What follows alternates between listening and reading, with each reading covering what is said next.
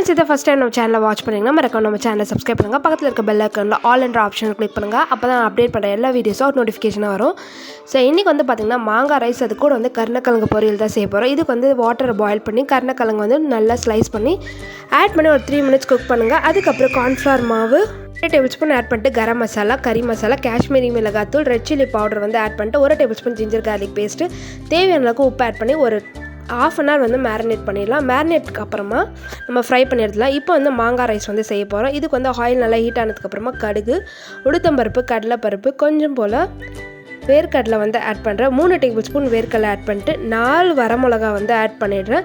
So வரமிளகா தான் இதுக்கு வந்து ரொம்ப டேஸ்ட்டாக இருக்கும். வரமிளகா ஆட் பண்ணிட்டு கொஞ்சமாக வந்து கருவேப்பிலை ஆட் பண்ணி இப்போ வந்து துருவி வச்ச மாங்காய் வந்து ஆட் பண்ணி நல்லா மிக்ஸ் பண்ணிடலாம்.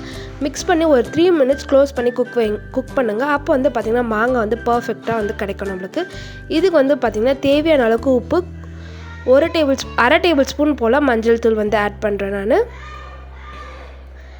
மஞ்சள் ஆட் பண்ணதுக்கப்புறமா நல்லா அந்த ரா ஸ்மெல் போகிற அளவுக்கு மிக்ஸ் பண்ணிக்கலாம்.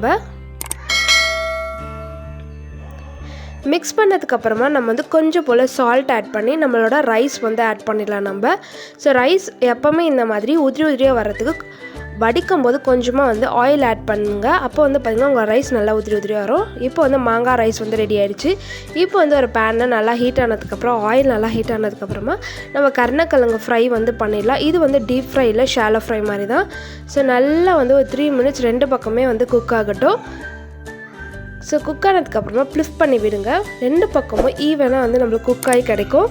ஸோ ஒரு பர்ஃபெக்டான சைட் டிஷ் தான் இது. ஸோ இப்போ வந்து நம்ம சர்வ் பண்ண ஸ்டார்ட் பண்ணிடலாம். ஸோ சூப்பரான மாங்காய் ரைஸ் வித் கருணக்கிழங்கு பொரியல் வந்து ரெடி ஆகிடுச்சு. நீங்களும் உங்கள் வீட்டில் ட்ரை பண்ணி பாருங்கள். ட்ரை பண்ணி பார்த்துட்டு கமெண்ட் பாக்ஸ் கமெண்ட் பண்ணுங்கள். மறக்காமல் நம்ம சேனலை சப்ஸ்கிரைப் பண்ணுங்கள். தேங்க்ஸ் ஃபார் வாட்சிங். பாய்.